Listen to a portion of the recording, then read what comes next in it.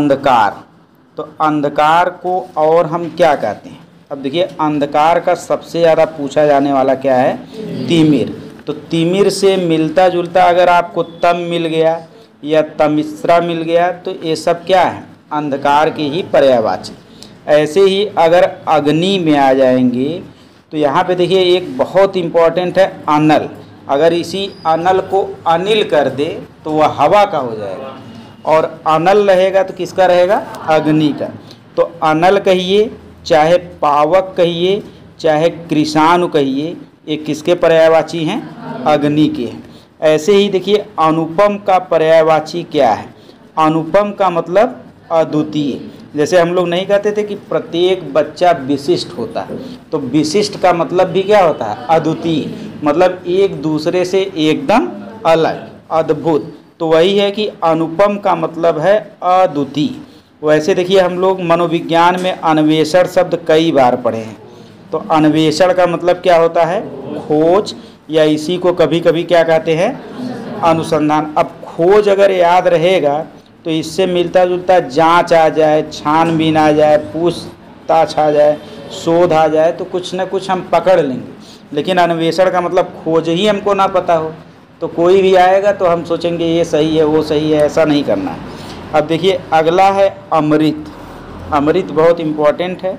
अमृत का जो होता है वह सबसे ज़्यादा पूछा जाने वाला है पीयूष, मधु भी पूछा जाता है, अमीय पूछा जाता है, और सुधा। तो आपको याद रखना है कि अमृत का पर्यायवाची जो है, अमृत को हम सुधा भी कहते हैं, अमृत को हम अमीय भी कहते हैं, अमृत को हम पीयूष भी कहते हैं, और अमृत को हम मधु भी कहते हैं। ठीक। ऐसे देखिए एक अरण्य है। अरण्य का मतलब जंगल होता है। कभी भी आपके सामने अरण्य आ गया तो आपके दिमाग में तुरंत आ जाना चाहिए कि अरण्य का मतलब क्या होता है? जंगल होता है।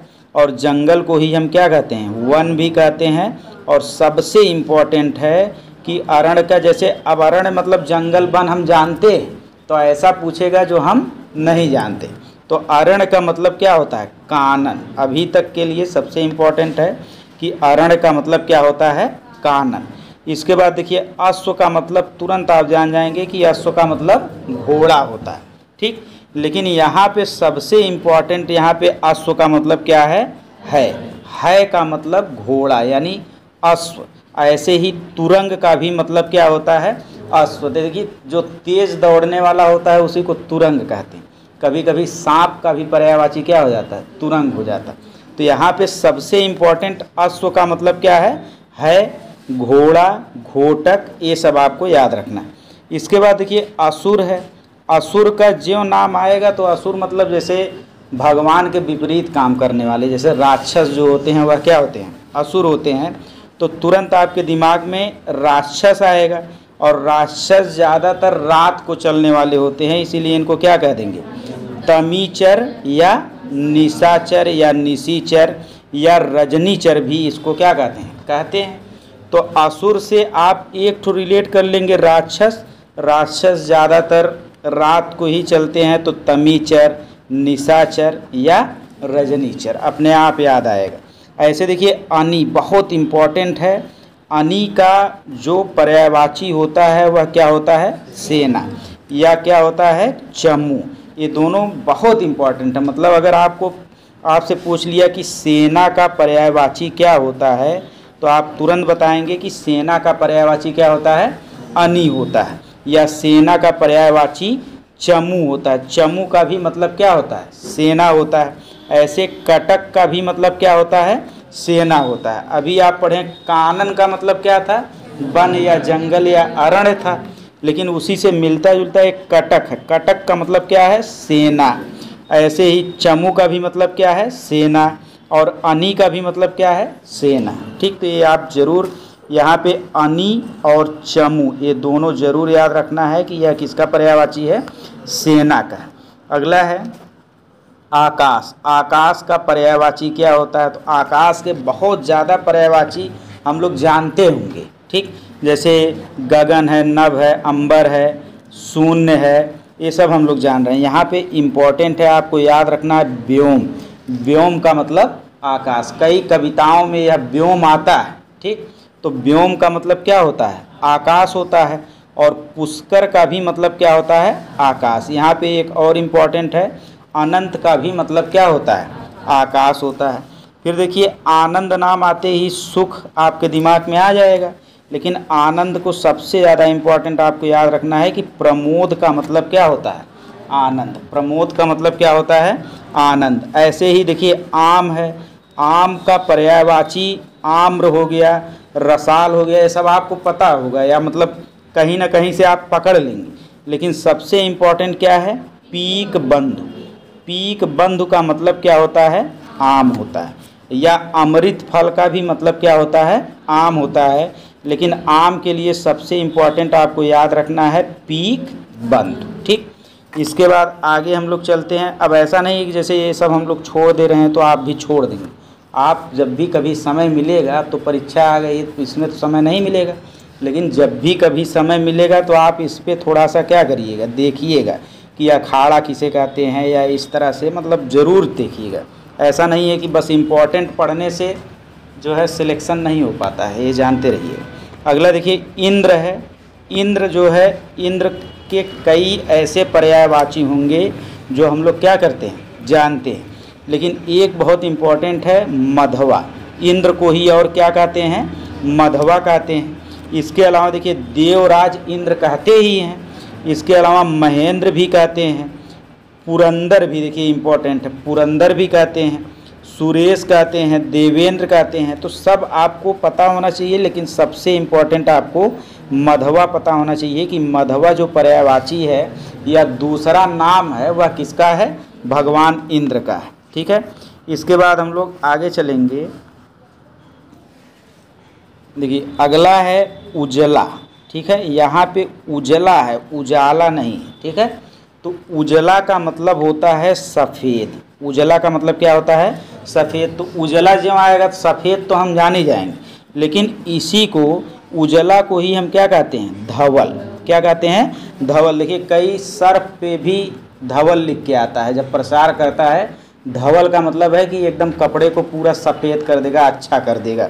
तो धवल का मतलब हो गया उजला, और श्वेत आप जान जाएंगे, श्वेत है, सफ़ेद है, उज्ज्वल है, ये सब आप जान जाएंगे। बस उजला में आपको याद रखना है धवल। ठीक, इसके बाद अगला है उत्कर्ष। तो उत्कर्ष देखिए कई लोगों का नाम भी उत्कर्ष होता है, तो उत्कर्ष नाम ही इसीलिए रखा जाता है कि वह किसका प्रतीक होता है, समृद्धि का। कि मतलब उत्कर्ष का मतलब समृद्धि होता है, उन्नति होता है। ठीक, तो उत्कर्ष का मतलब क्या होगा, उन्नति। अगर उन्नति हमको पता है तो हम समृद्धि है, प्रगति है, प्रशंसा है, देखिए सब मिलता जुलता है कि नहीं, क्योंकि है क्या, वो पर्यायवाची ही तो है। तो इसका मतलब सब शब्द क्या होंगे, मिलेंगे, बस एक दूसरे के पर्यायवाची। तो उत्कर्ष का मतलब क्या हो गया, उन्नति हो गया। अगला है उत्कोच। क्या है, उत्कोच। अब देखिए उत्कोच का मतलब होता है घूस। अभी अगर पूछता कि रिश्वत का पर्यायवाची क्या है, तुरंत हम बता देते, घूस। ठीक, लेकिन अब देखिए ऐसा पूछेगा कि जो हमको पता न रहे। तो उत्कोच अगर हमको प्रश्न में दे दिया और घूस अगर ऑप्शन में है, तो हमारा दिमाग घूस पे नहीं जाएगा, उसके अलावा सब पे जाएगा। क्यों, क्योंकि हमको उत्कोच का मतलब पता ही नहीं है। तो आपको पता होना चाहिए कि उत्कोच का मतलब क्या होता है, घूस या रिश्वत। वैसे अगला देखिए है ऊधम। क्या है, ऊधम। तो ऊधम का मतलब होता है उपद्रव। नहीं कहते हैं एक बहुत ऊधम मचा दिया है, तो ऊधम का मतलब उपद्रव मचा दिया है। तो ऊधम का मतलब उपद्रव या उत्पात हो जाएगा। ठीक है, या हुल्लड़ हो जाएगा। इसके बाद अगला देखेंगे ओज। ठीक है, ओज का मतलब क्या है, तेज। ओज का मतलब होता है तेज या शक्तिशाली, बलशाली। तो ओज का मतलब आपको याद रखना है तेज। ठीक है, इसके बाद अगला देखेंगे। अब क वर्ग आ गया। क वर्ग का मतलब क ख ग घ अन्ना। तो क वर्ग में पहला क्या है, कपड़ा। तो देखिए कपड़ा का जैसे अगर अंबर पूछ ले या वस्त्र तो हम एकदम आराम से जान जाएंगे, लेकिन कपड़ा को ही हम क्या कहते हैं, पट कहते हैं। ठीक, हमको अगर पट ऑप्शन में रहेगा तो हमारे दिमाग में दरवाज़ा वरवाजा या ऐसा कुछ आएगा, लेकिन कपड़ा को ही हम क्या कहते हैं, पट कहते हैं, या इसी को हम वसन या बसन कहते हैं। ठीक, तो कपड़ा का दो चीज़ याद रखना है, वसन या पट। ठीक, इसके बाद अगला है कमल। देखिए कमल का पर्यायवाची बहुत इम्पोर्टेंट होता है, बार बार पूछा जाता है। तो बहुब्रीहि समास से हम लोग जानते हैं कि पंकज का मतलब क्या होता है, कमल होता है, क्योंकि ये बहुब्रीहि समास में बार बार पूछा जाता है। तो कमल का तो एक पर्यायवाची हमको याद रहना चाहिए, पंकज। ठीक, उसके बाद देखिए कैसे याद करेंगे, जैसे लिखा है जलज। ठीक है, तो जलज का मतलब है कि जल में जन्मा, ज से क्या हो गया, जन्मा। जल में जन्मा मतलब क्या है, कमल है। ऐसे ही सरोज, नीरज, अंबुज, वारिज, क्योंकि इन सब का मतलब क्या होता है, ज़्यादातर पानी ही होता है, तो उसी में जन्मा अगर है तो वह क्या हो जाएगा, कमल हो जाएगा। ठीक, तो पंकज आपको याद हो गया, जलज, सरोज, ठीक, नीरज, जैसे नीर का मतलब पानी ही है, यानी पानी में जन्मा। अंबु का भी मतलब पानी है, तो पानी में जन्मा। वारिज, अगर वारिद हो जाता या वारिध हो जाता तो अलग हो जाएगा, इसलिए याद रखेंगे कि वारी का मतलब आप वही दिमाग में लगाएंगे, पानी, जैसे बादल से पानी निकला तो पानी में जन्मा मतलब क्या हो गया, कमल हो गया। ठीक, इसके अलावा देखिए उत्पल मतलब भी क्या है, कमल।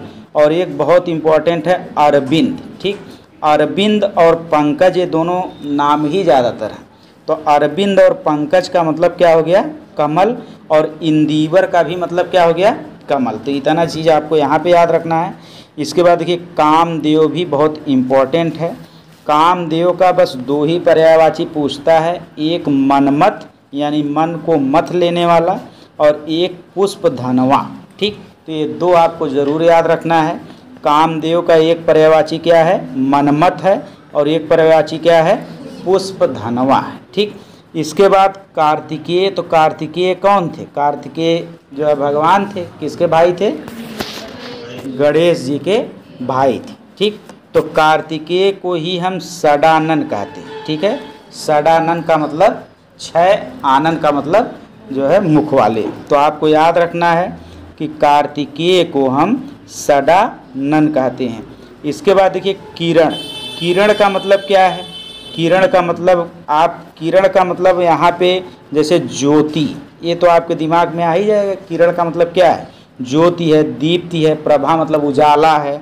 लेकिन आपको याद रखना है कि किरण का मतलब क्या होता है, मयूख होता है। क्या होता है, मयूख। किरण का मतलब मयूख होता है। ठीक, उसके बाद अगला देखिए कुबेर। कुबेर भी पूछा जाता है। कुबेर में एक ही पूछा जाता है, यक्षराज। ठीक, तो कुबेर के लिए यक्षराज बहुत इम्पॉर्टेंट है। अब ऐसा नहीं है कि अन्य ना पूछा जाए या ना पूछा जा सके, अगर कठिन करना होगा तो जो है यक्षराज कभी नहीं पूछेगा, उसके अलावा ये जो तीन हैं उन्हीं में से क्या करेगा, पूछेगा। लेकिन अगर जैसे प्रीवियस ईयर क्वेश्चन में आते रहते हैं तो उस हिसाब से यक्षराज ज़्यादातर पूछने की उम्मीद रहती है। और देखिए अगला है कोकिल। कोकिल का मतलब क्या होता है, कोयल। कोकिल का मतलब कोयल तुरंत याद आएगा। ठीक, लेकिन आपको याद क्या रखना है, पिक। पिक मतलब भी क्या होता है, कोकिल या कोयल होता है या कोकिला होता है। ठीक, अगला देखिए कपोत। कपोत का मतलब क्या होता है, कबूतर। तो कपोत का मतलब कबूतर तो तुरंत याद आ जाता है, लेकिन आपको याद रखना है रक्त लोचन। जो आप प्रीवियस ईयर क्वेश्चन पढ़े होंगे तो आपको लग भी रहा होगा कि यहाँ रक्त लोचन कई जगह क्या किया है, पूछा है, और दे देगा ऑप्शन में कबूतर, तोता, इस तरह से दे देगा तो बड़ा कन्फ्यूजन होता है कि तोता वाला था या कलर वलर लाल, हमको तुरंत तोता वाला याद आ जाता है और हम गलत कर देते हैं। तो आपको याद रखना है कि रक्त लोचन जो है यह किसका पर्यायवाची है, कपोत या कबूतर का। कबूतर का पर्यायवाची रक्त लोचन है। इसके बाद देखिए कुत्ते का पर्यायवाची या कुत्ता का पर्यायवाची। कुत्ता का मतलब संस्कृत में श्वान तो हम जानते ही, कुत्ता का नाम लेते ही श्वान हमारे दिमाग में आ जाएगा, और कुक्कुर तो एकदम सही से जानते हैं। ठीक, यहाँ पे आपको ध्यान देना है सुनक। ठीक, सुनक, कुत्ता का मतलब क्या होता है, सुनक। आप एक दो बार जब पढ़ेंगे, अपना कोई पर्सनल ट्रिक लगाएंगे उस पर, तो आपको वो चीज़ हमेशा क्या रहेगा, याद रहेगा। बस कुत्ता का मतलब हमको याद रखना है श्वान और सुनक, कुत्ता। इसके बाद कृष्ण। तो देखिए भगवान कृष्ण के बहुत सारे नाम हैं, और ज़्यादातर नाम से हम लोग क्या होंगे, परिचित भी होंगे। तो देखिए इसमें सब इम्पोर्टेंट है, सब, किसी पे भी कुछ नहीं लगा है। मोहन है, मुरारी है, गोपाल है, गिरिधर है, केशव है, वासुदेव है, नंद नंदन है, राधा रमण है, दामोदर है, ब्रजबल्लभ है, गोपीनाथ है, मुरलीधर है, द्वारिकाधीश है, यदुनंदन है, कंसारी है, रणछोड़ है और बंशीधर। अब यहाँ पे एक आप याद रख सकते हैं, कंसारी, ठीक, क्योंकि इससे ज़्यादातर लोग अपरिचित होंगे। अगला देखिए क्या है, अगला है काक। काक माने क्या होता है, कौवा। तो कौवा हम जानते ही हैं, काक का मतलब यहाँ पे इम्पोर्टेंट क्या है, पिसुन और वायस, ठीक। तो काक का मतलब वायस या पिसुन होता है। ऐसे आगे हम जाएंगे तो खग का मतलब क्या होता है, खग का मतलब तुरंत आपके दिमाग में आएगा कि खग का मतलब क्या होता है, पक्षी होता है। अब पक्षी को ही और किस नाम से जानते हैं, द्विज। द्विज को आप याद रख सकते हैं कि पक्षी के द्विपंख होते हैं, ठीक है, तो द्विज उसे कहते हैं। और उसी को हम क्या कहते हैं, विहंग भी कहते हैं। तो पक्षी को हम द्विज और विहंग कहते हैं, ठीक। अब अगर आप जैसे सोचेंगे विहंग का हम अर्थ खोजें, अर्थ खोजेंगे तो वही मिलेगा, पक्षी ही। इसलिए मजबूरी है कि विहंग हमको क्या करना है, याद करना। आप कहीं सर्च मारेंगे कि विहंग का मतलब तुरंत आ जाएगा पक्षी, और अर्थ तो वहीं पे क्या किया है, लिखा है। जैसे विलोम में आप अर्थ खोज के अगर विलोम करेंगे तो अच्छा लगेगा, लेकिन इसका अर्थ जो खोजेंगे ये सब एक दूसरे के क्या है, अर्थ ही तो हैं। आप विहंग मतलब खोजेंगे तुरंत पक्षी आ जाएगा। तो आपकी मजबूरी है कि अगर पक्षी आपको याद रखना है तो आपको द्विज और विहंग उसका मतलब याद रखना है, ठीक। और इसी को क्या कहते हैं, पखेरु।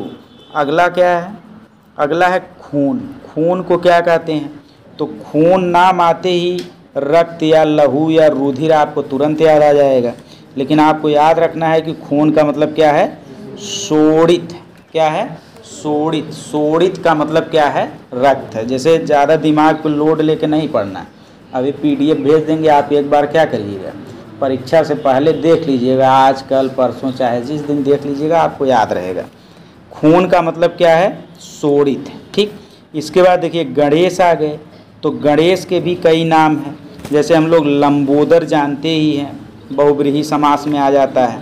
इसके बाद गणपति भी जानते हैं। तो इनके में आप याद रख लीजिए कि गणेश का पर्यायवाची क्या है, विनायक है और वक्र तुंड है। दो नाम इनका याद रखिए कि विनायक हम गणेश जी को ही कहते हैं और वक्र तुंड भी किसको कहते हैं, गणेश जी को कहते हैं।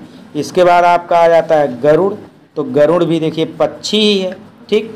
तो पक्षियों का समझ लीजिए राजा है, ठीक है। तो इसीलिए इसको क्या कहते हैं, खगपति कहते हैं। क्या कहते हैं, खगपति। तो इसमें गरुड़ में आप एक याद रखेंगे, खगेश। क्या याद रखेंगे, खगेश। खगेश का मतलब क्या हो गया, आपका गरुड़, ठीक। इसके बाद अगला है गदहा। गदहा का देखिए एक खर बहुत इम्पोर्टेंट। गदहा को तो गर्दभ तुरंत याद आ जाएगा, क्योंकि ये कई बार परीक्षा में आया हुआ है। अब इससे आप जो पढ़ने वाला होगा वो गर्दभ से क्या होगा, परिचित होगा। लेकिन अब आपको गर्दभ से अगर आप परिचित हैं तो अब आपको खर का मतलब जानना है कि खर का मतलब क्या होता है, गदहा होता है। बैसाख नंदन का मतलब क्या होता है, गदहा होता है। और धूसर है ना, धूसर का मतलब क्या होता है, गदहा। तो ये तीन चीज़ याद रखिए कि खर, बैसाख नंदन और धूसर का मतलब क्या होता है, गदहा। अब देखिए गेह। गेह का नाम आते ही आपके दिमाग में घर आ जाना चाहिए, चाहे भवन का नाम, सदन का नाम, निकेतन का नाम, ये सब बहुत इम्पोर्टेंट है। अगर निकेतन कहीं पर कोई नाम लिया तो निकेतन का मतलब क्या है, घर है, डायरेक्ट निकेतन का मतलब घर। वैसे गेह का मतलब भी क्या है, घर है, आवास, निवास, ये सब आप जान जाएं। इसके बाद अगला देखिए क्या है, गाय। क्या है, गाय है। तो गाय को, गाय के कई नाम होते हैं, जैसे धेनु। पहले एग्जाम में धेनु बहुत ज़्यादा पूछा जाता था, तो धेनु इत्यादि हमको सब याद है। गाय का मतलब हमको क्या याद रखना है, सुरभि। सुरभि का मतलब क्या होता है, गाय होता है। फिर देखिए घर का मतलब क्या होता है, निकेतन। अगर निलय लिख दिया तो निलय का भी मतलब क्या होता है, घर। शाला का भी मतलब क्या होता है, घर होता है। जैसे आप कहते हैं प्रयोगशाला, ठीक। तो आपका शाला का मतलब घर ही होता है। इसके बाद अगला देखेंगे, देखिए घास। घास भी इम्पोर्टेंट है। घास का मतलब होता है दूब, ठीक। दूब हमको याद रहता है, दूब से ही हमको दूर्बा भी क्या हो जाएगा, याद हो जाएगा। लेकिन हमको याद रखना क्या है, तृण। तृण का मतलब क्या होता है, घास होता है। तृण का मतलब क्या होता है, घास होता है। अगला देखिए, अब यहाँ पे देखिए चतुर एक लिखा है। तो चतुर का मतलब क्या होता है, चतुर का मतलब चालाक। चालाक का मतलब विज्ञ। विज्ञ का मतलब होता है विद्वान, मतलब ज़्यादा चालाक लोग, ज्ञानी लोगों को हम विज्ञ कहते हैं, ठीक। अगला देखिए चंद्रमा है। तो चंद्रमा के भी बहुत ज़्यादा नाम है, ठीक है। जैसे अगर नाम के हिसाब से देखेंगे तो अरविंद और पंकज ये दोनों किस में आ रहे थे, कमल में। वैसे यहाँ पे देखिए अगर शशि कहीं पर आ जाए, राकेश आ जाए, ठीक, सुधाकर आ जाए, मयंक आ जाए, तो ये सब जो नाम हैं ये सब किसके हैं, चंद्रमा। मयंक, सुधाकर और शशि और राकेश। अब यहाँ पे इम्पॉर्टेंट क्या है, निशाकर, ठीक है। निशाकर, यहाँ पे सुधाकर निशाकर का मतलब है कुछ उजाले से मतलब है। कर का मतलब उजाला, जैसे निशा मतलब रात, रात में अगर कोई उजाला कर दे रहा है तो उसी को क्या कहेंगे, चंद्रमा कहेंगे। शशि भी उसी को कहेंगे, ठीक है।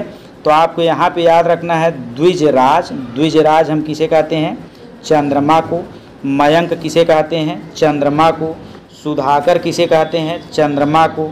निशाकर किसे कहते हैं, चंद्रमा को। शशि और राकेश किसे कहते हैं, चंद्रमा को। और मृगांक भी किसे कहते हैं, चंद्रमा को। अब देखिए चंद्रमा से ही मिलता जुलता एक चंद्रिका आ गया। चंद्रिका का मतलब चांदनी होता है, ठीक।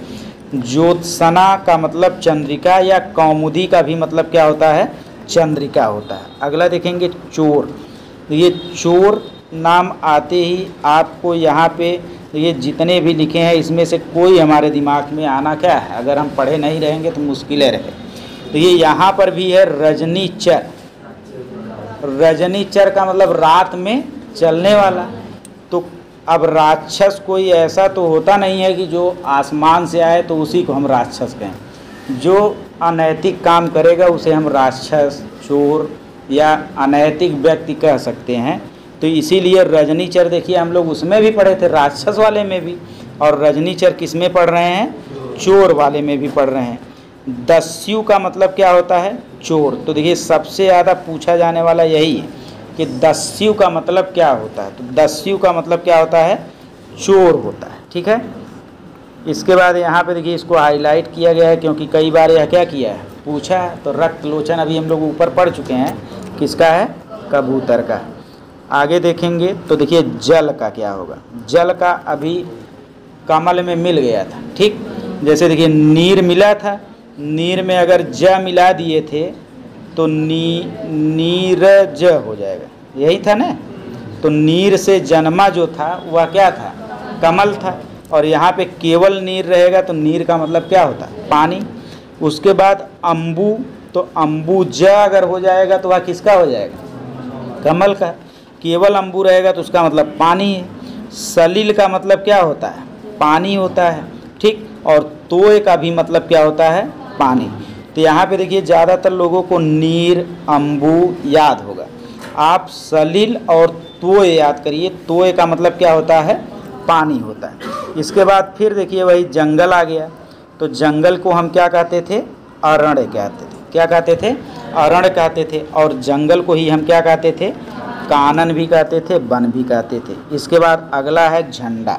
देखिए इसका बहुत इम्पोर्टेंट है केतु। केतु माने क्या होता है, झंडा। जल दिमाग में झंडा का केतु आपके दिमाग में आएगा ही नहीं।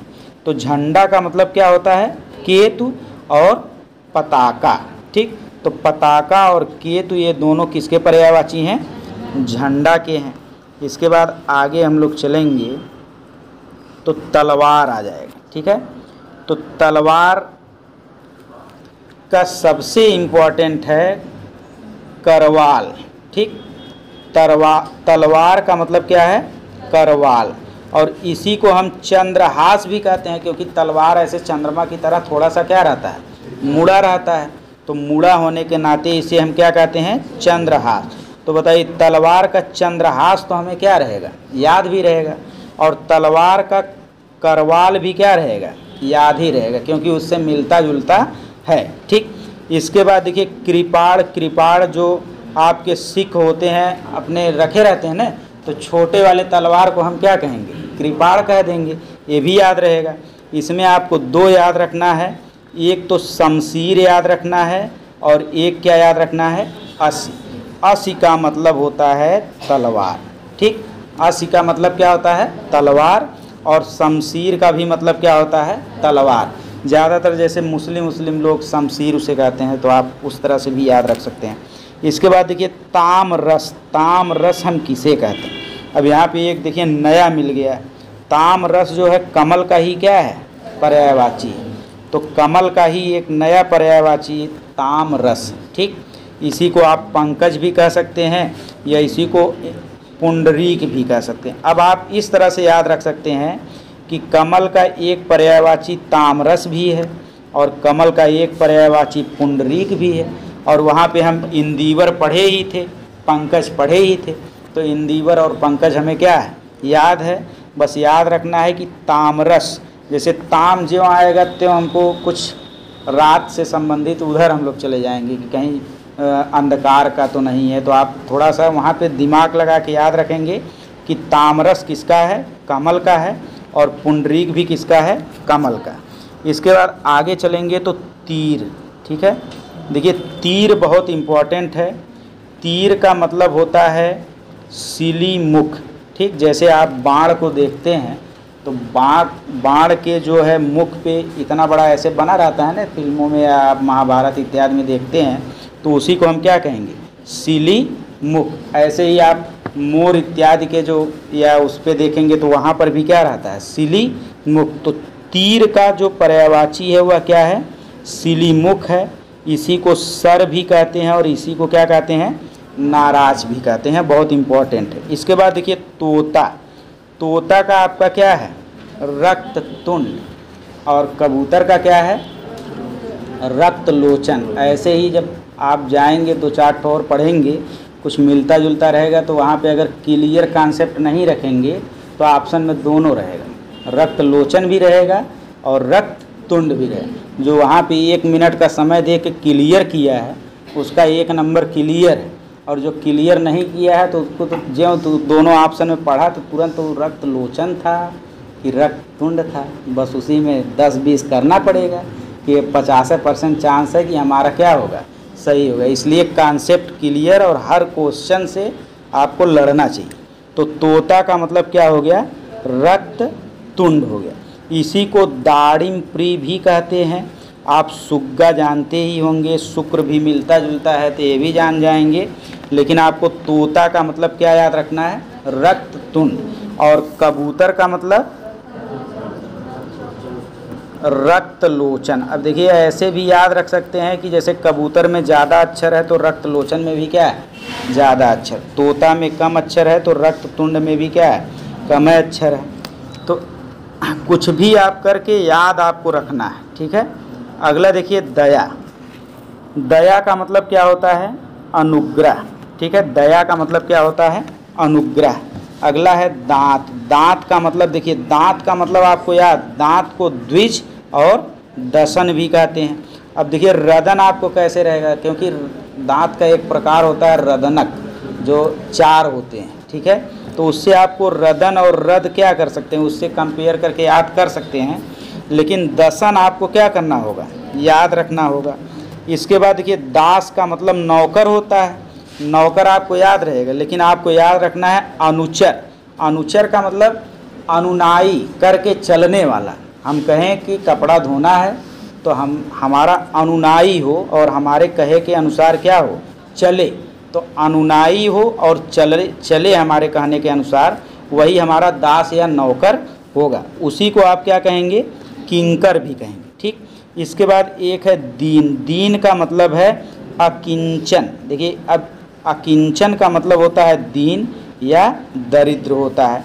रंक होता है, रंक का मतलब क्या है, गरीब। जैसे राजा और रंक, तो रंक का मतलब अकिंचन होता है, बहुत इंपॉर्टेंट है, कई बार आपसे पूछा जाता है।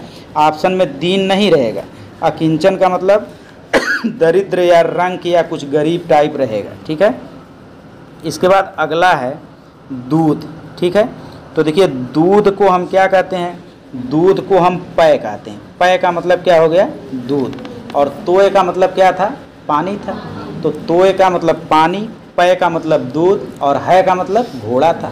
तो ऐसे ही मतलब चीज़ों को आपको कॉन्सेप्ट क्लियर करना है। पय का मतलब दूध होता है, और क्षीर आप खीर से याद कर सकते हैं कि दूध का खीर बनता है, तो उसी से मिलता जुलता क्षीर है। तो क्षीर भी किसका है, दूध का। देखिए अमृत कई के हैं, अमृत आप पढ़े थे तो कई और पीछे आए हैं, तो इसलिए अमृत पे ज़्यादा ध्यान नहीं देंगे, हो सकता है कि पेपर में आ जाए। देखिए तोता का पर्यायवाची क्या है, रक्ततुंड, ठीक। इसके बाद अगला है धनुष, ठीक। तो धनुष का पर्यायवाची जो होता है आपका पिनाक होता है। पिनाक का मतलब क्या होता है, धनुष होता है। धरती, धरती का कई पर्यायवाची है, आपको याद है, पृथ्वी है, धरा है, भू है, ये सब याद है। यहाँ तक कि वसुंधरा भी आपको क्या होगा, याद होगा, वसुधा भी आपको याद होगा, अवनी भी याद होगा, और पृथ्वी भी याद होगा। इसमें आप एक याद रख लीजिए कि ईला का मतलब क्या होता है, धरती होता है। अगर यही सब नहीं याद है तो पहले आप इन तीनों को याद करें कि धरती का मतलब अवनी होता है, वसुधा होता है, और वसुंधरा होता है। फिर देखिए नदी का मतलब क्या होता है, सरिता होता है। क्या होता है, सरिता या निम्न गा, ठीक। वैसे नर्क का मतलब क्या होता है, यमलोक। यमलोक को ही हम क्या कहते हैं, नर्क कहते हैं। आगे देखेंगे तो नेत्र, नेत्र को हम चसु भी कहते हैं, लोचन भी कहते हैं, और ये सब हमको याद होगा। अच्छी माने क्या होता है, आँख ही होता है। ऐसे पति को हम नाथ, स्वामी, कांत, वल्लभ, आर्यपुत्र, ईश कहते हैं। लेकिन यहाँ पे सबसे इम्पोर्टेंट क्या है, भर्ता, जिसे गांव में भतार लोग कहते हैं, उसी को शुद्ध भाषा में क्या कहते हैं, भर्ता कहते हैं। उड़नतुअर बीच में आएगा ना, भरता, ठीक। भरता मतलब पति, और यहाँ पे पत्नी का मतलब क्या हो जाएगा, भार्या, ठीक। दोनों आपको याद रखना है, भर्ता मतलब पति और भार्या मतलब पत्नी। और एक और याद रख लेना है कि बामा का भी मतलब क्या होता है, पत्नी। और कुछ ऐसे होंगे जो आपको पहले से पता होगा। देखिए पर्वत का मतलब पहाड़, गिरी, शैल पता है। अचल मतलब जो न चलने वाला हो और बहुत विशाल हो, उसे आप क्या कहेंगे, पर्वत। भूमि पर जो धरा हो, भूधर, यानी भूमि पे जो धरा हो, टिका हो, उसे आप क्या कहेंगे, पर्वत कहेंगे। तो अचल और भूधर आप याद रखिए। फिर देखिए पानी आ गया तो नील आपको याद है, नीर आपको याद है, सलिल भी याद हो गया। अब यहाँ पे आपको देखिए एक इम्पॉर्टेंट है, पयस। पय किसका था, दूध का। पय किसका था, दूध का। पयस स आ गया, स जुड़ गया तो पानी का हो गया। यही सब कॉन्सेप्ट आपको एक जगह लिख के अच्छे से क्या करना है, याद रखना है, नहीं तो बार बार भूलेगा। बहुत हल्की चीज़ लगती है लेकिन हल्की चीज़ है नहीं।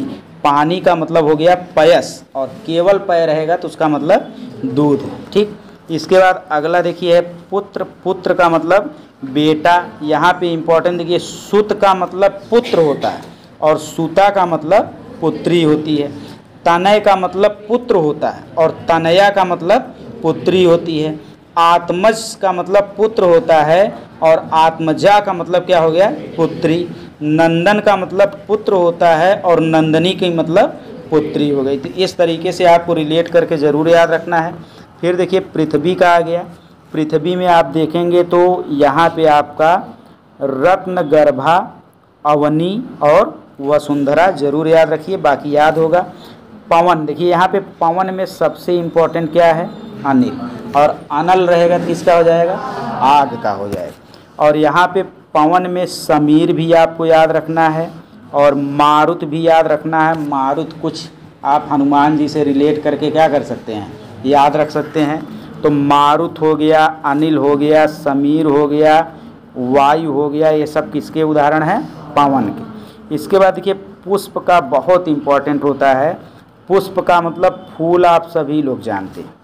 पुष्प का ही मतलब सुमन और कुसुम भी होता है।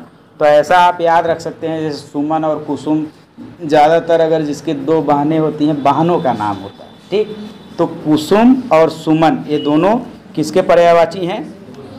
पुष्प के हैं। और प्रसून का भी मतलब क्या होता है? पुष्प होता है। यहाँ पे ए भी इम्पॉर्टेंट है, ए भी सब इम्पॉर्टेंट है। अगला देखेंगे पेड़। देखिए पेड़ का मतलब आपको तुरंत याद आ जाए वृक्ष और पादप ये सब याद आ जाएगा, लेकिन पेड़ का मतलब मेन क्या है? तरु। तरु का मतलब पेड़ है, ठीक। पक्षी, पक्षी का मतलब देखिए द्विज फिर आ गया। द्विज का मतलब पक्षी, कई में हम लोग पढ़े हैं। ऐसा है कि एक शब्द के कई अर्थ भी हो सकते हैं। आप डिक्शनरी इंग्लिश वाली देखते हैं, एक शब्द के कई अर्थ होते हैं, तो द्विज के कई मतलब होते हैं, ठीक। पक्षी भी होता है, अभी ऊपर कुछ और हम लोग पढ़े थे।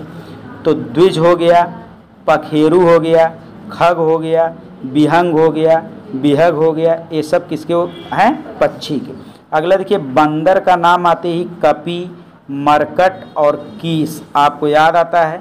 शाखा मृग इम्पॉर्टेंट है, शाखाओं पे मृग की तरह दौड़ने वाला कौन होता है? बंदर होता है, ठीक। इसके बाद अगला है बाण। देखिए बाण का मतलब अभी हम लोग पढ़े थे कि बाण का मतलब क्या होता है? तीर होता है। इसी को हम सिली मुख और नाराज भी कहते हैं। इसके बाद देखिए बादल इम्पॉर्टेंट है। बादल का मतलब हम घन जानते हैं। अब फिर देखिए यहीं पे जल के बाद अगर ज आ जाता तो कमल का हो जाता। जल के बाद अगर द आ गया मतलब जल देने वाला, तो जल कौन देता है? बादल देता है। जल को धरने वाला, जल को कौन धरता है? रखे रहता है, बादल। नीर को देने वाला, बादल। अब देखिए पय का मतलब अभी हम लोग पढ़े थे कि पय का मतलब दूध, तो पयो द अगर लिखे रहेगा तो यहाँ पे मतलब पयस था ना, तो उसी से रिलेट पयो द अगर है तो इसका मतलब अब दूध तो देगा नहीं कि दूध ऊपर से गिरने लगे। पानी को देने वाला क्या हो जाएगा? बादल।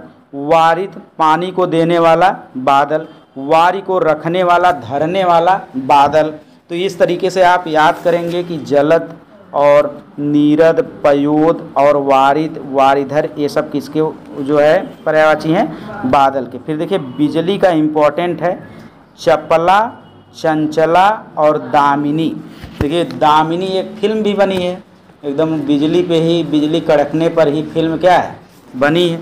तो दामिनी हो गया, चंचल हो गया, चपला हो गया, क्षण प्रभा हो गया, मतलब क्षण भर के लिए उजाला हो जाए। प्रभा मतलब उजाला हो जाए। ऐसे ही आप रिलेट करके याद रखेंगे तो ये किसका है? बिजली का है। फिर अगला है ब्रह्मा। ब्रह्मा का मतलब क्या है? स्वयंभू, ठीक। विधि, विधाता या चतुरानन, चार जो है चार आनन वाले। ब्राह्मण, देखिए ब्राह्मण में भी फिर क्या आ गया? द्विज। तो द्विज केवल पक्षी के लिए मेन याद रखें। देखिए विप्र माने क्या हो गया? ब्राह्मण, ठीक। इसके बाद अगला है भौरा। भौरा में देखिए द्विरेप आपको याद रखना है। द्विरेप मतलब क्या होता है? भौरा होता है और 6 पैर वाला, 60 पद, 6 पैर वाला क्या होता है? भौरा होता है। भौरा ज़्यादातर कहाँ पे होता है? मधु पे, शहद पे। तो आप मधुप और मधुकर भी याद रख सकते हैं। देखिए मछली का क्या होगा? मीन माने क्या हो गया? मछली। और झक माने क्या हो गया? मछली। सफरी माने क्या हो गया? मछली। ये तो दोनों आपको याद रखेगा, लेकिन ये तीनों आपको याद रखना है, मीन, झक और सफरी। पहले अभी आप एक याद रखेंगे कि मीन मतलब क्या होता है? मछली होता है। इसके बाद देखिए माँ, तो माँ का क्या हो जाएगा? माँ का आप ज़्यादातर जानते रहेंगे, प्रसू माने क्या होता है? माँ। देखिए आप डायरेक्ट डॉक्टरी में देखते हैं प्रसूत स्त्री व प्रसूत रोग विशेषज्ञ, तो प्रसूत का मतलब क्या है? माँ, ठीक। तो इससे आप रिलेट करके याद कर सकते हैं। इसके बाद देखिए मेघ, फिर बादल आ गया, तो वारिद हो गया, नीरद हो गया, अम्बुद हो गया, पयोध हो गया, जलधर हो गया, वारिधर हो गया, पयोधर हो गया। ये सब किसके हैं? मेघ यानी बादल के हैं। अगला देखिए मुर्गा, ठीक। तो देखिए अरुण शिखा, ठीक। अरुण शिखा जो उसके ऊपर रहता है इतना बड़ा, तो अरुण शिखा या तमचूक या ताम्रचूड़ या कुक्कुट, ये सब किसके हैं? मुर्गा के हैं। तो आपको याद रखना है अरुण शिखा, तमचूक, ताम्रचूड़ और कुक्कुट। अगला है मोर। मोर का भी देखिए शिखंडी, ठीक, या सीखी, तो इसको रिलेट उसी से किया है जो ऊपर उसके रहता है। तो सीखी है या शिखंडी है या नीलकंठ, नीलाकंठ, ठीक, ये सब किसके हैं? मोर के हैं, ठीक। इसके बाद आप आ जाएंगे मूढ़। मूढ़ का मतलब मूर्ख होता है। फिर मैना आ जाएंगे। देखिए मैना को हम क्या कहते हैं? कलह प्रिया। क्या कहते हैं? कलह प्रिया, ठीक। इसके बाद अंतिम अब चल रहा है, देखिए यमुना किसे कहते हैं? कलिंदी, मतलब काली नदी को हम क्या कहते हैं? यमुना कहते हैं। तो उसी से रिलेट करके आप याद रखेंगे, कालिंदी का मतलब यमुना हो गया। अर्कजा का मतलब भी क्या है? यमुना हो गया। तरणि तनुजा का भी मतलब क्या है? यमुना हो गया। अगला देखिए रक्त। रक्त का अभी हमने बताया था शोणित मतलब क्या हो गया? रक्त। अगर शोणित याद हो गया है तो हम लोहित को भी क्या कर सकते हैं? याद कर सकते हैं। इसके बाद देखिए राजा। राजा को हम क्या कहते हैं? नृप, नरेंद्र कहते हैं, ठीक है। तो ये सब उसके नाम है, लेकिन सबसे इम्पोर्टेंट क्या है? नृप है। जो जनरल है वो आपको याद रहना चाहिए। अगला देखिए लड़का को हम क्या कहेंगे? सुत। लड़की को क्या कहेंगे? सुता। लक्ष्मी, लक्ष्मी का भी इम्पोर्टेंट है। लक्ष्मी को ही हम क्या कहते हैं? रमा। जैसे आप याद रख सकते हैं कि रमा का हम जो है उसमें संस्कृत में पढ़ते हैं, उस क्या कहते हैं? रमा का जो आप पढ़ते हैं, रूप पढ़ते हैं, तो रमा का मतलब क्या है? लक्ष्मी। पद्मा का भी मतलब क्या है? लक्ष्मी। शेषावतार। शेषावतार का मतलब क्या है? लक्ष्मण। शेषावतार का मतलब क्या है? बलराम के अवतार। शेष किसे कहते हैं? बलराम। बलराम का ही अवतार किसे माना जाता है? लक्ष्मण को। देखिए लोहे को हम क्या कहते हैं? अयस्क। आप डायरेक्ट याद रखिए अयस्क। अयस्क मतलब क्या है? लोहा है, ठीक। इसके बाद आगे देखेंगे तो वसन। अभी हम लोग पढ़े थे कि वसन का मतलब क्या होता है? कपड़ा होता है, पट होता है, ठीक है।